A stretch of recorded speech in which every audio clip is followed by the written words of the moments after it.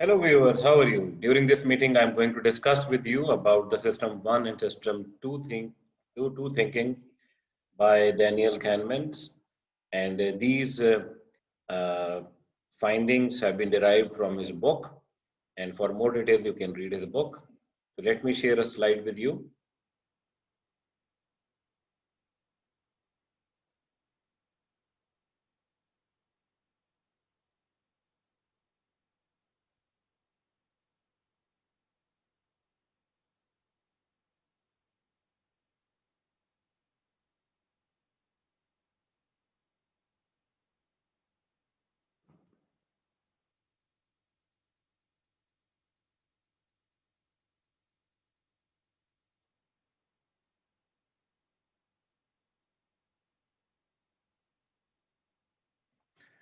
Okay, normally we don't question about that thing that how do we come to know about things? And sometimes we react to different kind of a stimulus, but there are different kind of a functioning which has been discussed by the Daniel in his book. He's a Nobel Prize winner, preeminent psychologist, and he identified some excellent insight into the cognitive judgment error we make under certain conditions. And in his critically acclaimed book, which is Thinking Fast and Slow, which is published in 2011, he actually brings together core ideas that emerge out of the decades of research conducted by himself and his colleagues. So, Kahneman presents an interesting and powerful metaphor that sees the brain as containing two systems.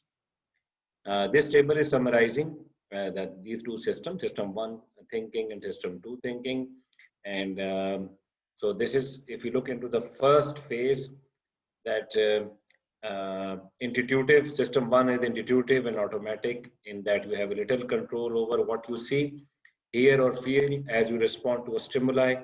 For example, reading these words is automatic. Whereas system two is deliberate, we must continuously engage system two and think about how we come to judgment. For example, studying is effortful and deliberate. For example, when you are reading this text, so this text is quite simple for you because you have already been versed in the English language. So it's easy for you to read these texts. But if there is a new text and if there is some complexity involved in the text, so that requires certain kind of a deliberate thinking. And that deliberate thinking is coming from system two. The system one is more intuitive, more automatic for those kind of a thing. And especially when you are learning a new skill, so you are utilizing your system two thinking, and that will help you to develop these learning into the system one. Once you have basically realized that you understand these skills like a driving, initially you are utilizing your system two, but once it becomes a part of you, so it kind of like a frozen logic in you that becomes so intuitive. So you don't need to see where are the brakes, where are the clutch, and how you're putting up the gear. You learn it, and it becomes a part of a system one. But however, Daniel actually sought to counter that idea in economics that humans are rational beings and they have a stable taste and behave in a self-interested way. He also questioned the assumption that the emotions somehow causes us to make a errors in the judgment. That he argued that neither the people are rational, fully rational or self-interested, and their taste and preferences can also change and do change. He argued that the system one is quick to process the thing that is intuitive and is the boss and uses the system 2 when more complex problems are faced.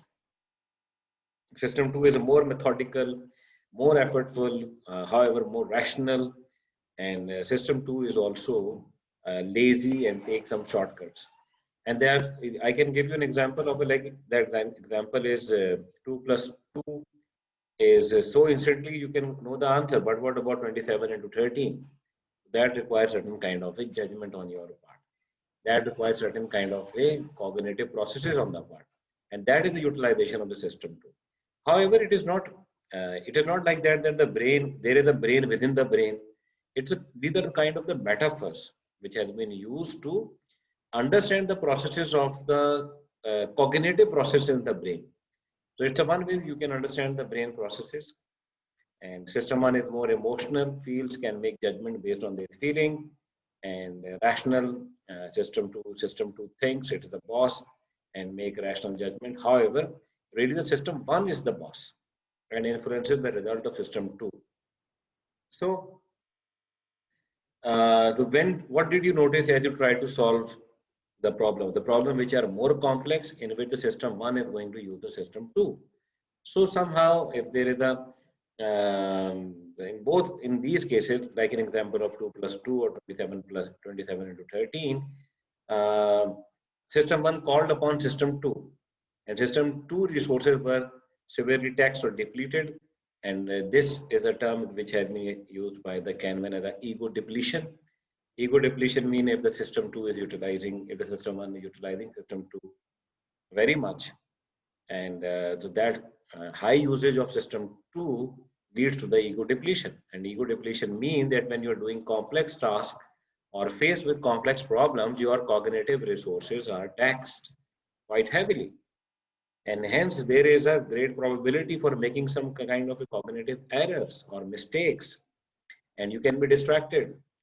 Or even your self-control or self-regulating behavior is also diminished. For example, if all of the time you are thinking about those things, so somehow at some point of a level, according to this model, your system get taxed and you made some mistake.